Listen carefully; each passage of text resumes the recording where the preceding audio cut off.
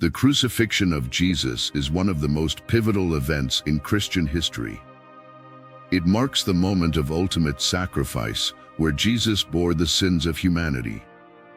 Every detail of this event has been scrutinized for centuries, but one aspect remains controversial. Was Jesus crucified naked? Today, we will delve into this question that has puzzled scholars and believers alike. Did the Romans strip Jesus of all his clothing, subjecting him to the ultimate humiliation? We will examine the biblical account in John 19 verse 23, explore the Greek text's confirmation, consider the historical context of Roman crucifixion, understand cultural views on nakedness, and review scholarly debates. By the end, you will have a deeper understanding of this profound event. In the Gospel of John, chapter 19, verse 23, it is written, "When the soldiers crucified Jesus, they took his clothes, dividing them into 4 shares, one for each of them, with the undergarment remaining. This garment was seamless, woven in one piece from top to bottom." This passage, at first glance, seems to indicate that Jesus' outer garments were divided among the soldiers, while his undergarment, the seamless tunic, remained intact. However, this seemingly straightforward description conceals a wealth of deeper meaning and historical context. The seamless tunic holds significant symbolic meaning. This garment was not merely a piece of clothing but carried connotations of priestly attire. In ancient Jewish tradition, the high priest wore a seamless garment, which was considered holy. The fact that the soldiers cast lots for this tunic highlights its value and uniqueness, suggesting that it was a noteworthy item even among Jesus' possessions. The description of the seamless tunic being taken away can be seen as fulfilling the prophecy found in Psalm 22 verse 18. "They divide my clothes among them and cast lots for my garment." This connection adds another layer of significance to the event, linking Jesus' crucifixion directly to Old Testament prophecies and underscoring the fulfillment of Scripture through his suffering and death. However, the critical detail lies not just in the English translation but in the original Greek text of the New Testament. Here, the nuances of the language reveal a more complex picture.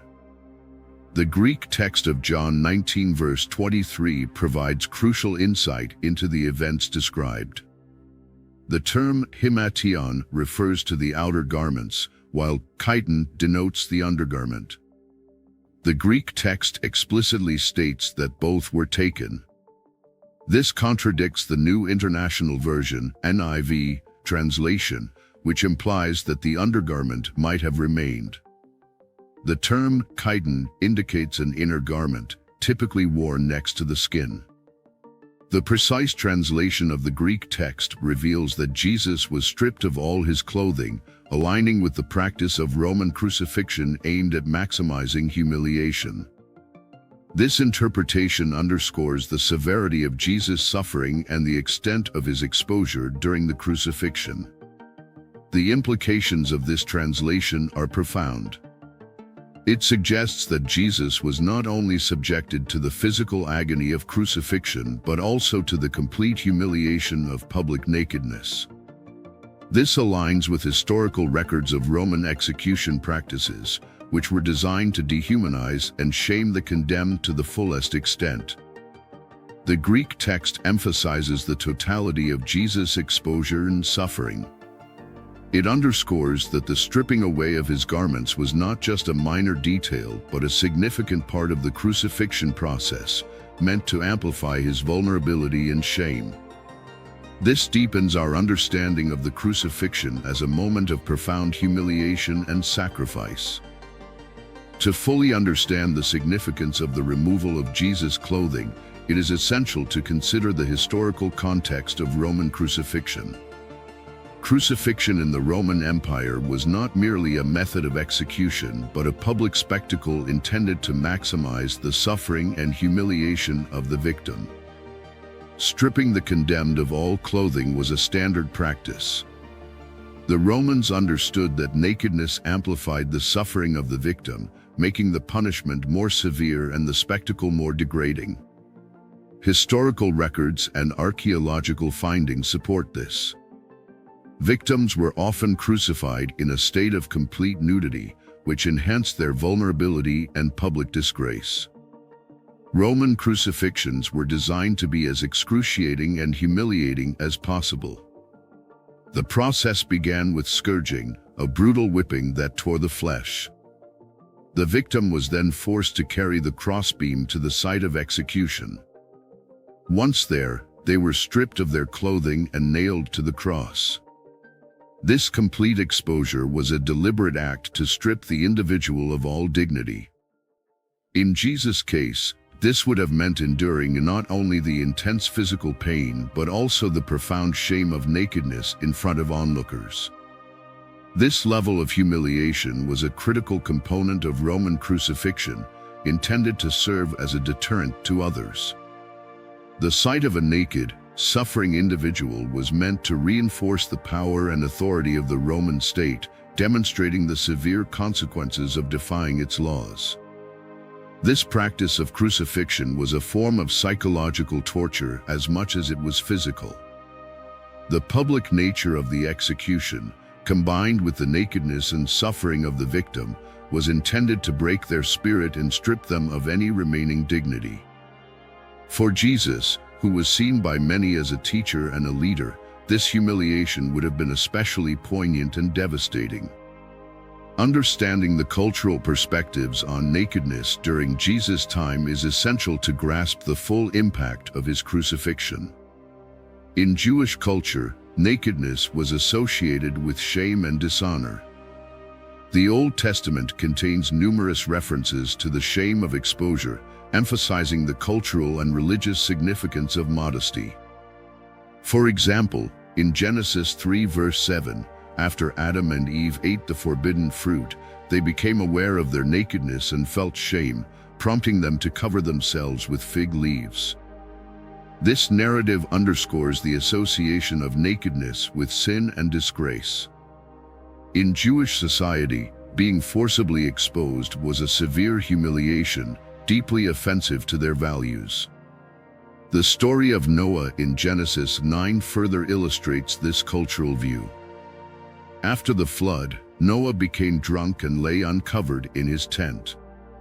His son Ham saw his nakedness and told his brothers, who then covered Noah without looking at him. When Noah awoke and learned what had happened, he cursed Ham's descendants. This story reflects the deep-seated belief in the shame associated with nakedness and the importance of covering and protecting one's modesty. In contrast, Greek and Roman views on nakedness were different. While not entirely devoid of shame, their cultures did not attach the same level of disgrace to public nudity. In Greek culture, nudity was often associated with athleticism and the human form's beauty. The Olympic Games, for instance, featured nude athletes, celebrating physical prowess and aesthetics. Roman culture, influenced by Greek traditions, also had a more pragmatic view of nakedness. Public baths and certain public spectacles included nudity, which was not necessarily seen as shameful in those contexts. However, the context of crucifixion was different. The nakedness of a crucified individual was intended to amplify their suffering and humiliation, regardless of the broader cultural views on nudity. This disparity in cultural views influences the interpretation of Jesus' crucifixion. For Jewish onlookers, the sight of Jesus naked on the cross would have been particularly scandalous and shameful. For Romans, it was a standard aspect of a brutal execution method designed to demonstrate the power and authority of the empire. The cultural significance of nakedness in Jewish tradition adds another layer of meaning to Jesus' crucifixion. His exposure on the cross would have been seen as the ultimate humiliation, a stark contrast to the honor and dignity typically associated with his ministry and teachings. This deliberate act of stripping away his clothing was not just a physical act, but a symbolic one, intended to degrade him in the eyes of both his followers and his detractors. The Greek and Roman perspectives on nakedness, while less severe, still recognized the vulnerability and indignity associated with public exposure. The crucifixion of Jesus, therefore, represented a convergence of cultural attitudes towards nakedness, amplifying the impact of his suffering and humiliation. Scholars have long debated whether Jesus wore a loincloth during his crucifixion. Some argue that modesty might have been preserved, even in such a brutal execution. However, the consensus leans towards complete nakedness. The argument for complete nakedness is supported by the Greek text and historical practices. The seamless tunic being taken away leaves little room for the possibility of a loincloth. The emphasis on Jesus' humiliation aligns with the narrative of his ultimate sacrifice. The image of Jesus, stripped of all dignity, suffering on the cross, deepens our understanding of his sacrifice. It wasn't just physical pain he endured, but the profound shame of nakedness. This realization brings a new dimension to the crucifixion, emphasizing the depth of his love and the extent of his suffering. The question of whether Jesus was crucified naked is not just a matter of historical accuracy, but a profound reflection on his sacrifice. The analysis of John 19 verse 23, the confirmation from the Greek text, the historical context of Roman crucifixion, and the cultural views on nakedness all point towards a powerful truth. Thank you for joining us on this fascinating journey. If you found this video enlightening, please like, share, and subscribe to our channel for more insights into biblical stories and their hidden meanings.